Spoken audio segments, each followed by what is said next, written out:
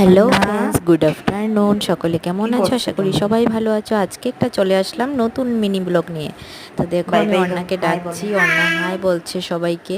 তো আজকে আমি বানাবো লাউয়ের বুক এবং বিচি দিয়ে একটা রেসিপি। তো লাউয়ের বুক নিয়ে নিলাম, নিয়ে সেখানে পেঁয়াজ, শুকনো লঙ্কা, বাদাম, রসুন এগুলো দিয়ে এটাকে একটু সেদ্ধ করে নিচ্ছি।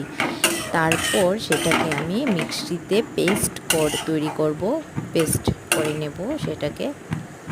তো দেখো এটাকে এই যে পেস্ট করে নিলাম। পেস্ট করে এটাকে আমি কড়াতে তেল গরম করে কালিজিরা ফোড়ন দিয়ে সেটাকে ভালো করে একদম টান টান করে বানিয়ে নিলাম। তো এখানে দেখো চিংড়ি মাছ এনেছে আজকে বাজার থেকে। তো চিংড়ি মাছ দিয়ে ভাবলাম মোচার ঘন্ট করব। চিংড়ি মাছ আর একটু ডালের বড়া করে সেই মোচার ঘন্টটা সেই দারুণ লাগে। তো আমি সেটাই করছি। চিংড়ি মাছগুলোকে ভালো করে কেটে ধুয়ে এবার দেখো কড়াতে তেল গরম বসিয়ে দিলাম। এটাকে একটু হলুদ নুন মাখিয়ে তো আমি চিংড়ি মাছটাকে ভেজে নেব এখন লাল লাল করে। তো দেখো সুন্দর হয়েছে। তো এগুলোকে আমি লাল লাল করে ভেজে নিলাম। এখন ডাল ভিজিয়েছিলাম, ডালের মধ্যে একটা কাঁচা লঙ্কা, পেঁয়াজ দিয়ে আমি সেটাকে পেস্ট করে নিলাম। এবার সেটাকে আমি ডালের বড়া করব। তো ডালের বড়া দেখো, ডালের বড়া হয়ে গেছে আমার।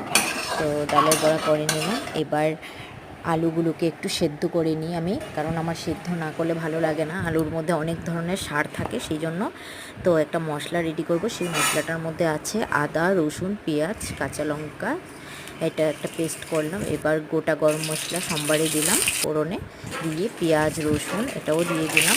সেই ফোড়নের মধ্যে তেজপাতা একটা ছেড়ে দিলাম। তো এখন এই যে মশলাটা ঢেলে এটার মধ্যে হলুদ, নুন, লঙ্কা